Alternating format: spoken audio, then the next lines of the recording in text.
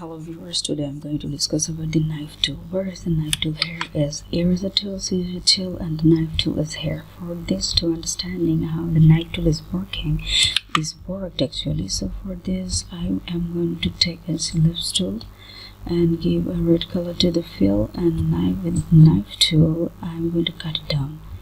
Suppose, well, just a mistake. Suppose here to there. Suppose here to there, I'm gonna delete it.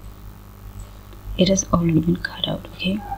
So what we need to do, let's just double click here and let's just take it to the from here.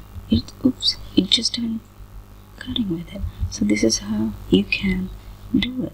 You can cut with any shape and make any kind of shape with it because you have cut it. So knife tool is a really helpful work to cut a shape easily within a second. So thank you. And in my next video I'm going to discuss text wrap around the image. So thank you for watching.